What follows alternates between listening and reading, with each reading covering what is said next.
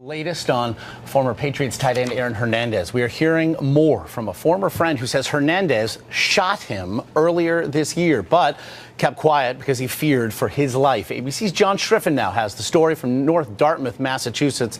Good morning to you, John.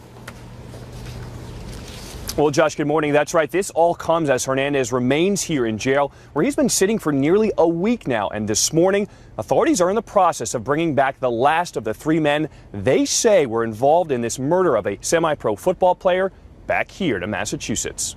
Ernest Wallace? Ernest Wallace appeared in a Florida court Saturday after turning himself in the day before.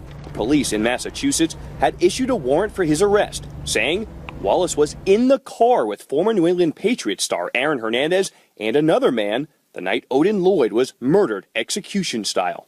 Mr. Wallace, you're charged with being an accessory after the fact to murder. The judge ordered Wallace held without bond, and this morning he's waiting to be returned to Massachusetts. Police have not said which man they believe fired the fatal shots that killed 27-year-old Odin Lloyd. His body discovered in an industrial park June 17th. But prosecutors say Hernandez orchestrated the killing, charging him with first-degree murder. He has pleaded not guilty. 27-year-old Carlos Ortiz, who was arrested last week, has pleaded not guilty to a firearms charge.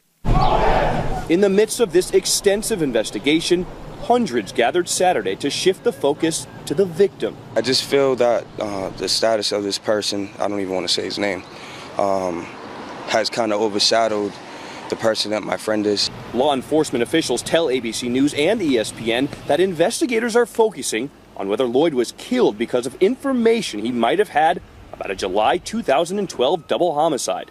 Hernandez is now being investigated in connection with that drive-by shooting outside a Boston nightclub. The 23-year-old is now also caught up in a civil suit, alleging Hernandez shot his friend in the face in February after a night out in Miami.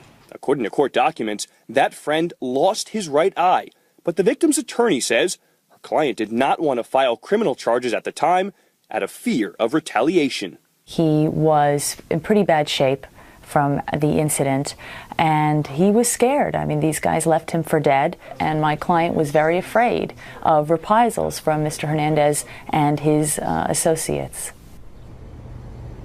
And according to that lawsuit, Hernandez and the victim got into an argument earlier that night in Miami. Now, with these murder charges now that Hernandez now faces here in prison, he's expected to stay here until his next court appearance, July the 24th.